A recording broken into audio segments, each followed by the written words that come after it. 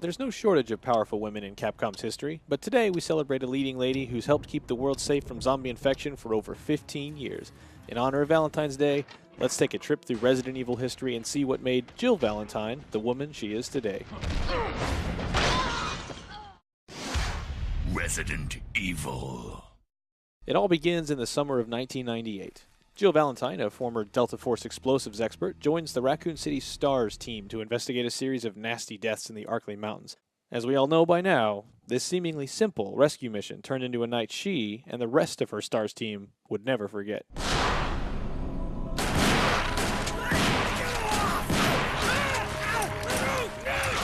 After a pack of zombie dogs mauls one of her teammates, Jill, along with partners Chris Redfield, Barry Burton, and Albert Wesker, is forced to enter the ominous Spencer estate.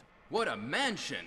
Once inside, they split up in an attempt to find a safe way back to Raccoon City. It's not long before they realize this is no ordinary mansion.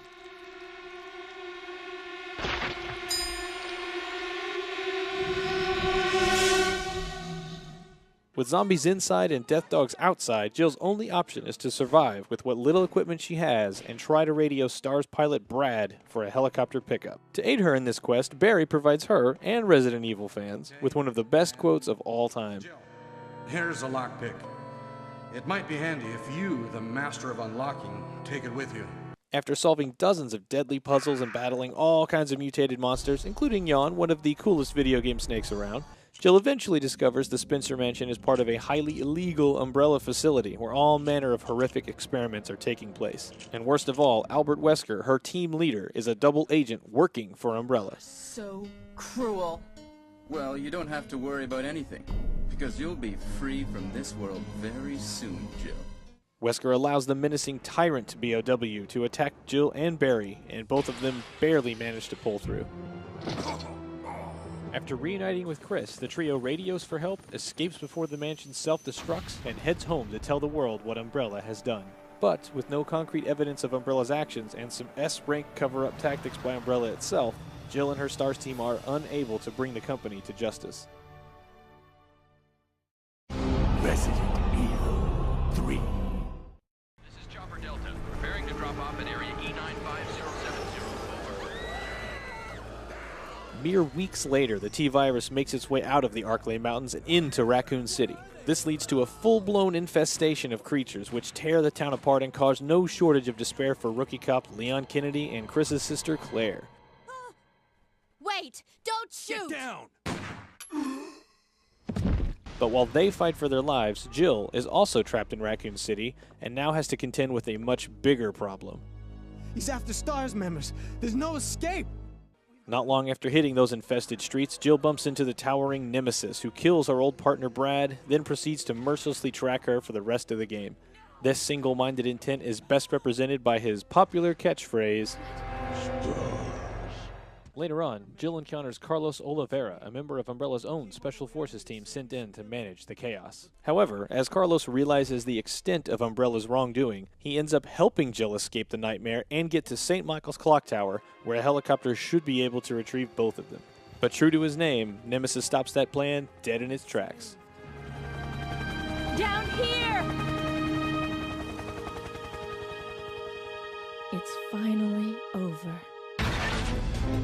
Huh?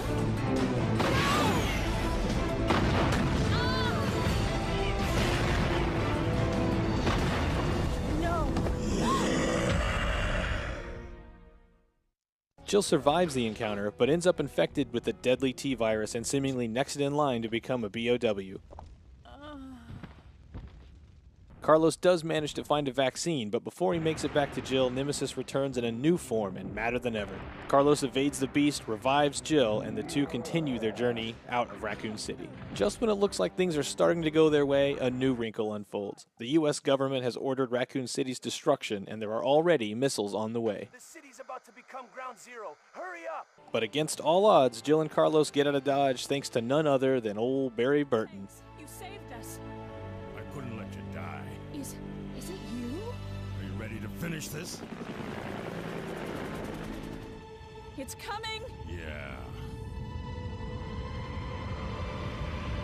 It's the end.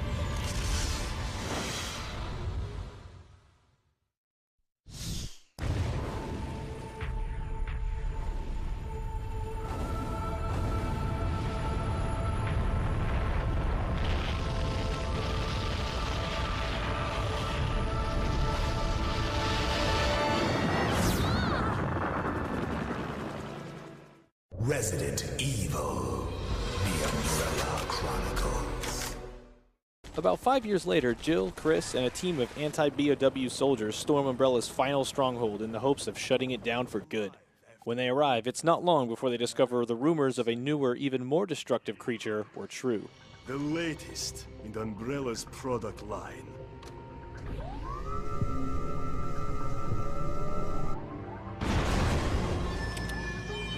Codename Talos. A pinnacle of biological weapons, all controlled by the Red Queen computer. The ultimate weapon. Naturally, Talos has more than one mutation up its sleeve, but at this point Jill and Chris are pretty capable soldiers and put Talos out of commission. Unfortunately, their old foe Albert Wesker used this time to steal data from Umbrella's computers, then used that information to tip off the government and finally put Umbrella down. How fitting that Umbrella was undone by its own double agent. Resident Evil Revelations. My name is Jill Valentine.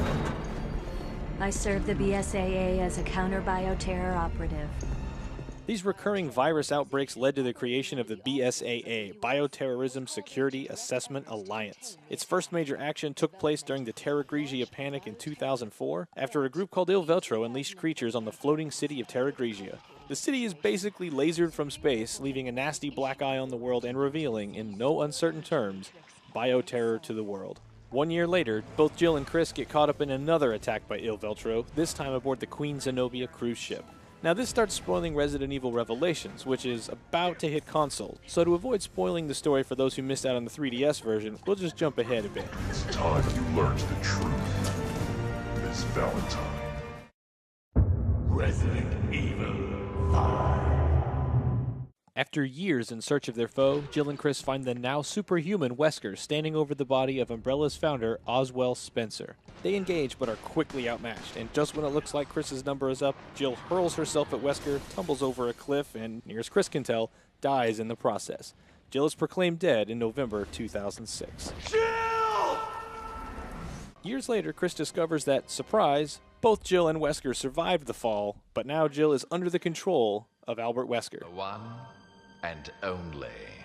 Turns out her body still had traces of that T-virus infection from 1998, which Wesker used to perfect his own Ouroboros virus. After an intense struggle, Chris and new partner Sheva managed to free Jill from Wesker's control and then set out for a final showdown. Jill, on the other hand, escapes with BSA member Josh Stone.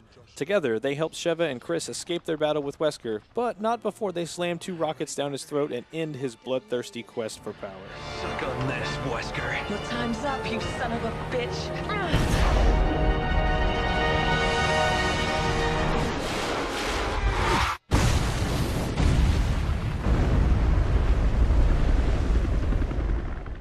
That brings us to the modern day, where Jill is presumably recovering from her traumatic abduction and brainwashing. I couldn't control my actions. But God, I was still aware. Forgive me. And that about wraps up our love letter to Miss Valentine. For more, hit us up on Capcom Unity, subscribe to our YouTube channel, or come say hi to us at PAX or Comic-Con. See ya!